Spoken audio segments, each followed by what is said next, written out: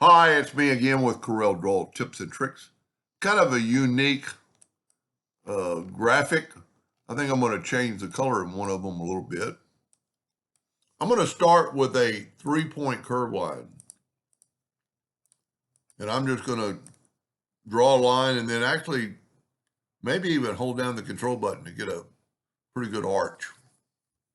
Now, I'm going to take that line and I'm going to Control D and I'm going to click on the X to get the rotation and put it on there. And I'm going to rotate it 15 degrees. Now, if I hit Control D again, it'll make another one. So I'm just going to hit the plus key and then hit it on the X and rotate it a negative 15 degrees. So this is my drawing area that I can draw in. I can't go on the other side of both these outside lines. Now I'm going to take another 3-point curve line and I'm going to go from here to about there. And then I'm going to, try to get it on the line. And I actually, you know what, I'm going to start on the midpoint and go to the node. And then just try to make it kind of follow this line. All right. Now I'm going to take the Smart Fill tool and I'm going to fill that shape in. And I'm going to Control D, double click or click on the X and rotate it a negative 15 degrees. And now I have a writing area right in here. I can actually take away the color from that one. And so I can kind of see what I'm doing. And this is where your artistic ability would come in, go from about right there to right there. And you know what? Let's go a little higher and then put a little curve to it. Now, I'm going to fill that in with a different color for right now, just so I can see it. I'm going to take this line, my original line to the left, and I'm going to click on it. It's already there, and I'm going to just rotate it 10 degrees. I've got to go to Object Order Front of Page so I can see the line, and then I'm going to fill that in. Now, I'm going to nudge these out of the way. I don't need the lines. And then hit that. So I can delete everything now. I'm going to nudge them back, which doesn't really matter because we're not working on the center of the page on this one. I'm going to grab this outside one. This is where your artistic ability might come into play. I'm going to get the interactive fill tool and I'm going to put that dark blue back down here and maybe even make it a little bit lighter there. Now this one, I'm going to interactive fill, but I'm going to put a dark color and try to get it pretty dark. I might even put a black. And let's put the other blue on this side. Because I kind of see it's just darker than that other one. That looks pretty good. We can go a little bit more. Maybe bring that in a little bit. So you're kind of cutting it in half.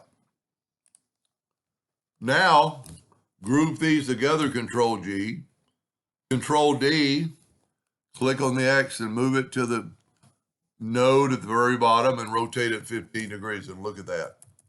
And the good thing about it, you'll never draw it the same again. I mean, I just got through doing both those and they're they're not totally different. I like my new one the best. Let's Control G to group it, hit P. Let's take a rectangle, fill it in with black, Object Order, back a page. And see, by putting that black in there, it really, and this would be a very good one to clone. You know what? That didn't take too long. Let's clone it. Because you can really see what's going on. And let's just get rid of these. And I would use the black background as we're doing it. So let's take this one and go to edit and clone it and nudge it out of the way. And if you look, that is our clone. This is, you know what? I've got to ungroup them. I did a bad thing. You don't have to do that. Let's ungroup them. I forgot about that. And let's take this one and clone it. And let's move it out of the way. Let's take this one. You know what? I'm not going to clone that one. I'm just going to clone this one. So I'm going to have two clones. Then I'm going to move that back. Now, well, I need to make sure which one's what. This is our clone curve. This is our control curve. So I'm going to make the control curves that, and I'm going to make a duplicate of that and put it there. So this is our clone control. This is our curve. I grouped them together for a second. Now I'm going to control D to duplicate it. Double click and put it on that node and rotate it to 15 degrees. And see, by having and I'm just controlling D a bunch, by having the black background, you're going to see what's going to go on. Now I'm going to go to Object, Group, and Ungroup All. And this is what I love about the clone tool. We're going to grab this one and get the interactive fill tool and watch what happens to the rest of them when I change this. See how they got darker, lighter? You know what? Let's put the darkness at the tip. It's too dark, so let's bring in another blue kind of close to the dark. That looks pretty good. Then we could go here, and let's say you didn't like that, and let's add another blue and watch. Well, that doesn't look worth a flip. Let's add another turquoise. Yeah, you know what? Let's alternate. There we go. We're going to alternate colors.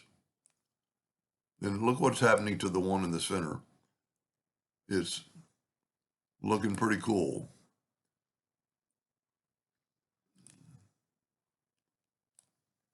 It's almost got like rings, so I'm going to lift this up and kind of spread the ring. Look at that. Now, as always, if I get rid of this clone, look what happens. So we've got to select it all, go up to Object, and break the 75 objects apart. Then you can get rid of your clone. And then you can group this, Control G. I'm not so sure it's that cool, but I like it. Now I wish I would have made that a little bit darker. And you could still do stuff like give it all a black outline. Look at that. Give it a white outline. Give it a blue outline. Give it a turquoise outline. I think it looks good without an outline. Anyway, hope that gave you a little idea, and thank you for watching.